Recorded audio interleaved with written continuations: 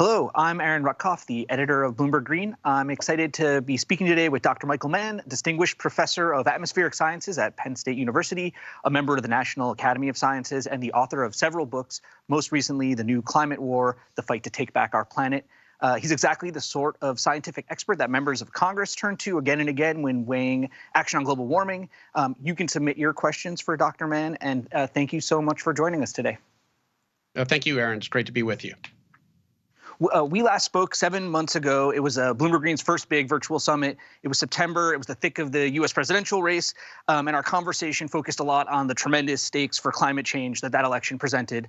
At one point, you said, I think only partly joking, that if Donald Trump was reelected, you would think it would be time for us to look for another planet. So it's President Biden instead now that we're speaking again. And I want to start there. Biden just concluded a 2-day summit. There were 40 world leaders. He presented a new target to cut emissions in half by 2030. So in your estimation, is this what a climate-focused presidency looks like? Yeah, I mean, as dark a time as it was under Trump when it comes to climate action, it's really a very bright time right now. Much more favorable atmosphere for meaningful climate action than we've seen in years. And indeed, I think Joe Biden, to some extent, surprised even the critics who were concerned that he wouldn't take the climate crisis seriously enough, that he wouldn't actually implement actions to deal with it. He has, in fact, moved forward with the boldest agenda on climate of any president thus far. That array of executive actions that he issued now a couple months ago that really touch on every aspect of modern life, really using the government, an all-government approach to make sure that we take into account climate-friendly solutions and climate action in every sector of our government. And so it's a good time if you're looking for leadership, the reestablishment of leadership on the part of the United States.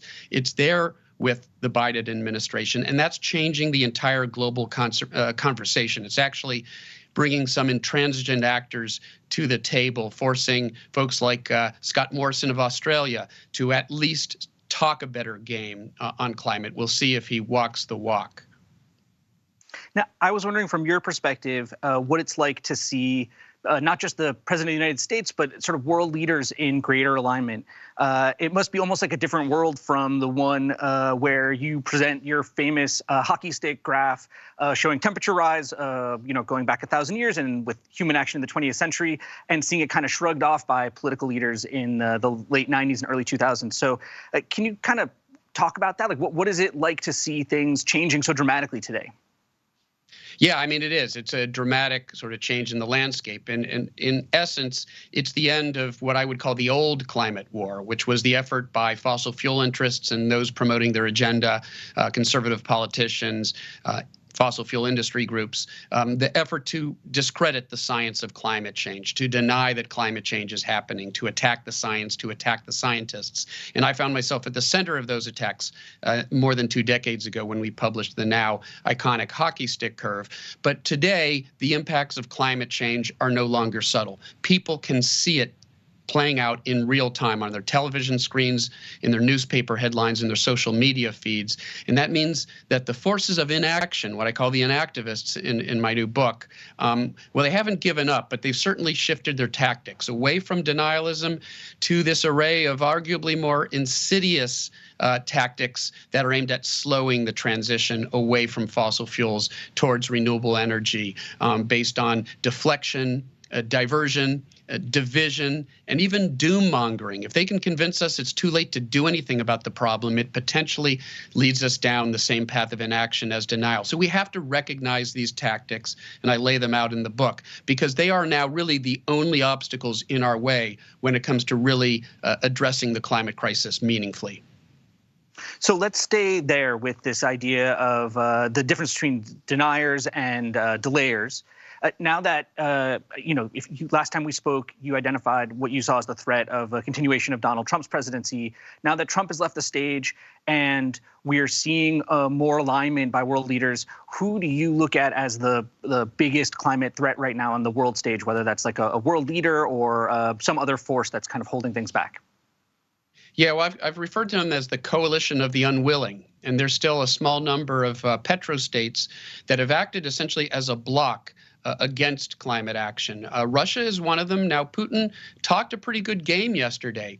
Let's see if he's ready to put his money where his mouth is, because he has been interfering with elections around the world, using cyber warfare and everything else he can to slow progress on climate for a simple reason. Russia's greatest asset right now is the fossil fuels that are still buried beneath their ground. And Putin, has acted as the leader of a petrostate, along with Saudi Arabia, Brazil. Australia under Scott Morrison has been certainly obstructionist. There's a lot of pressure now from the people of Australia on him, especially with the United States reasserting leadership. And we've seen China come to the table. And it was really that bipartisan agreement between China and the U.S. Years ago under the Obama administration, negotiated by John Kerry. It was that bilateral agreement between the two largest polluters that laid the groundwork for the successful Paris Agreement. And now, once again, we've got the U.S. and China agreeing to lead on this issue. I think it bodes well for seeing the sort of progress from other nations that we need to see over the next several months in the lead up to the next major climate conference in November. So there's a question from our audience that's kind of picking up on this theme. It was sort of easy in the era that you describe in parts of your book to recognize denialism for what it was. But some of the claims that are made now by world leaders or executives can amount to greenwashing that can be harder to detect because it takes the shape of kind of climate activism pose. Do you have anything as a scientist that you can recommend for people to distinguish between, long-term sustainable change and greenwashing? Yeah, no, absolutely. And yes, we went from denialism to nihilism, right? The denial that there's really a problem or that we can do anything about it. But it doesn't matter whether we're talking about denial or nihilism. It leads us to the same place, inaction. And that's all the forces of inaction care about. They don't care about why we are disengaged. They just care that we are disengaged. So look for those sorts of actions, empty sounding terminology that, looks good and sounds good, but is really amounts to empty rhetoric. When you hear Republicans, for example, talk about resilience and adaptation, which is necessary. Some amount of adaptation is necessary, but the idea that the solution exclusively is us being more resilient, adapting, or that we just need to be more innovative, allow the market to innovate. Often these are code words for let's not actually implement any meaningful policies to reduce carbon emissions. Let's just talk a good game while our friends in the fossil fuel industry continue to rake in trillions of dollars. So let's look a little bit closer there at that distinction between action to cut emissions and, support for adaptation. In Biden's plan to cut emissions 50% by 2030, there's also talk of spending to help developing nations. There was about $5.7 billion in total, and about $1.5 billion of that was specifically earmarked for adaptation. I'm curious, what's your sense of the breakdown there? Is that the right amount to be spending on adaptation? Is it insufficient in general as an amount to be spending to support developing nations? What's your view? Yeah, and when it comes to those sorts of questions, I try not to be too prescriptive in what I have to say, because after all, I'm a scientist, not a politician, not a policy specialist. But what I can tell you is that we do have to address each of those things. The former presidential science advisor under Barack Obama, a good friend of mine, John Holdren, once said that, the solution, what we do about climate change, is going to consist of three things: mitigation, preventing that climate change that we can still prevent; adaptation, adapting to those changes that are now inevitable; and suffering. And what he really means by suffering is, look, especially in the developing world, they have less resources, they have, less resilience. And so it is incumbent upon us in the industrial world, those of us who have this legacy of having had 2 centuries of cheap access to dirty energy, it falls upon us to make sure that they have the resources to both adapt and cope with the impacts that they're already feeling, and we have to help them leapfrog. We don't want them going through the fossil fuel stage that we went through.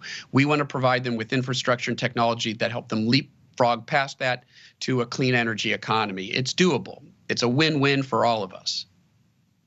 So I now thinking about the United States, there's been a big push with the Biden administration and a lot of the activist movements like the Sunrise Movement to link the push for climate justice to ongoing movements for racial and economic justice. Has the Black Lives Matter movement changed the way you think about your role as a climate scientist? Well, it's changed the way I think about my role as a person, and my role as a climate scientist is sort of inseparable at some level from my role as a person.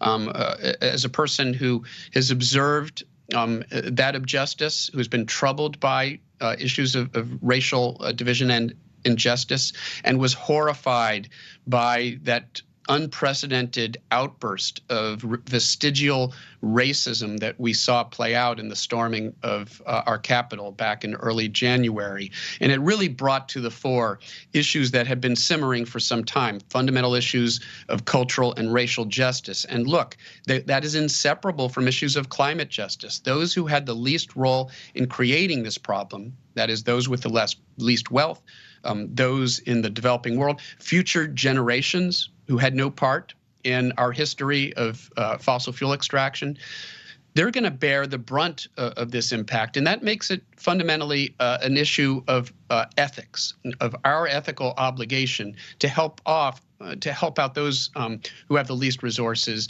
who have the least resilience. And so there is no way to separate issues of climate justice ultimately from the issues of social and racial justice that are playing out today. I hope that we are going through a tipping point that will position us far better to address all of those underlying structural challenges.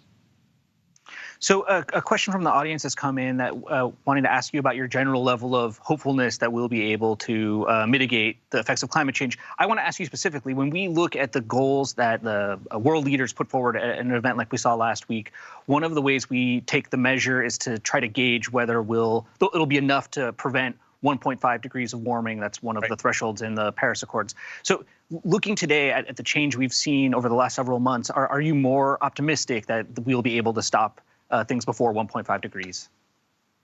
Yeah, I was cautiously optimistic even before this summit. And when Joe Biden came forward with a very bold pledge to reduce our carbon emissions by a factor of 2 within, the next 9 years before 2030, the science and the scientists have been saying for some time that that's actually what we need to do globally to avert 1.5 degrees Celsius, 3 degree Fahrenheit warming with any degree of confidence, with any degree of reliability.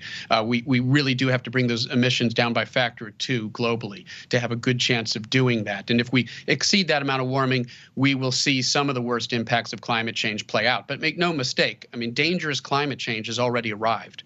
If you're Puerto Rico, if you're Australia, if you're the Gulf Coast, if you're California and Oregon and Colorado and around the world, we're seeing devastating impacts now. So it's a question of how far down that road we're willing to go. And I do think that this commitment on the part of the United States to lower its carbon emissions by the amount we know we have to do globally over the next 10 years to avert catastrophic warming, that again sends a message to the rest of the world. We're leading. The U.S. is leading once again on this issue. It's willing to do its part, especially as the world's largest legacy carbon polluter. We're willing to do our part. We're willing to lead. I think it's going to bring other intransigent actors to the table. And I think we can now envision several months from now, when we arrive at the next conference of the parties in November, COP26, this international climate conference, I think we will see other pledges from other polluters that put us pretty close to that path we need to get on. Not all the way there. We're still going to have to do a whole lot of work, but at least we're bending that curve downward, and in a way that allows us to still preserve this livable climate. We have not yet exceeded the limits of a livable climate, and we're taking the actions now necessary to try to ensure that we don't. So that very perfectly anticipates the next question from the audience, which is just how to measure COP26. We see these gatherings of nations where people all, state goals. What sort of is a test for you of whether COP26 is a successful meeting or not? Yeah, the test for me is to listen carefully to the language. If they're talking a lot about their pledge for 2050, mid-century, that's kicking the can way down the road. And in fact, that's what we're seeing, for example, from Scott Morrison right now of Australia. Well, we'll go carbon neutral or net zero by 2050. There's another sort of alarm bell. When you hear net zero, what's behind that? Do they really mean that they're going to promote policies to lower carbon emissions, or are they appealing to as yet unvetted, untested, large-scale technology to try to suck the carbon back out of the atmosphere, so-called direct air capture, or any other number of so-called geoengineering schemes? These are sort of dangerous gambits, in my view, that kick the can down the road, and they provide a crutch for the fossil fuel industry and for polluters to continue to burn carbon now, because there's this promise that, oh, down the road we'll be able to do something. So look out for that language. Are they talking about real cuts in emissions because of subsidies for renewables, carbon pricing, blocking new fossil fuel infrastructure? Are these the things they're talking about? Or underlying their rhetoric is there this appeal to fanciful future technology like carbon capture? Listen carefully to what they're saying. And if you do that, the U.S. is talking a pretty good game right now. The U.K. in Boris Johnson is talking a pretty good game. Europe is talking a pretty good game. But Russia, Saudi Arabia, Australia, Brazil, a long ways to go. So picking up on the theme of climate solutions, I know your career started by measuring tree rings to detect carbon dioxide. And that is one of the more established solutions out there. We're seeing, especially at COP26, a lot of discussion of billions of dollars of offset markets. I guess, does your early work in trees, does that give you a sense of whether or not that's an effective strategy? Or what do you look for when you look at idea of offsets in terms of being effective? Yeah, I wish I could say that I really was out there obtaining these tough records, these tree rings and corals and ice cores, but that was really the work of a great global community of paleoclimatologists who have been out there gathering these records. I was simply a user. I benefited from the tough work that they did, and my job was to statistically analyze them and try to use them to reconstruct past climate patterns. But I have been out there once or twice coring trees with other tree ring experts to establish my field bona fides, I suppose, a little bit. And I can tell some interesting stories about that as well. But what I can tell you is, just as a scientist who's immersed in the underlying science of, terrestrial ecology, which is important to assessing, the role of the natural carbon cycle and carbon burial by the oceans or by life on land, by plants on land. What I can tell you is that there might be a role for some sort of biofuels. This would be refuse, a product of, industrial production that would otherwise be thrown out. We can potentially burn that in a carbon neutral way. We get energy out of it, but we're not adding carbon to the atmosphere that hadn't recently come out of the atmosphere. And if we can bury it, and not burn it, that refuse, then we could potentially, it sounds like a miracle, but it's possibly, we could possibly provide energy in a carbon neutral manner and actually bury CO2 beneath the ground. But that's unproven at scale as well. So we don't want to put a whole lot of stock into these sorts of technologies. And we want to be a little skeptical. For example, when somebody claims that they're going to achieve carbon neutrality or net zero by buying up huge amounts of carbon offsets that have to do, for example, with carbon burial by forests. There's a lot of non-verifiable, sort of activity in that domain, and we have to be very skeptical about it, especially because we've been reminded in recent years. I was reminded by those unprecedented wildfires, those bushfires down in Australia when I was down there on sabbatical last year, that all of that carbon that we might have thought we had buried beneath the surface can come right back out when we have massive forest fires. And Australia, in that one summer, produced more carbon pollution through the burning of those forests than it had produced that entire year through fossil fuel burning. So we want to be very careful about putting too much weight on claims that we can massively draw down carbon naturally. What we really have to, we're really good at putting carbon into the atmosphere. We're not nearly as good at taking it out. And so we really want to focus on not continuing to burn fossil fuels and not continuing to load the atmosphere with carbon pollution.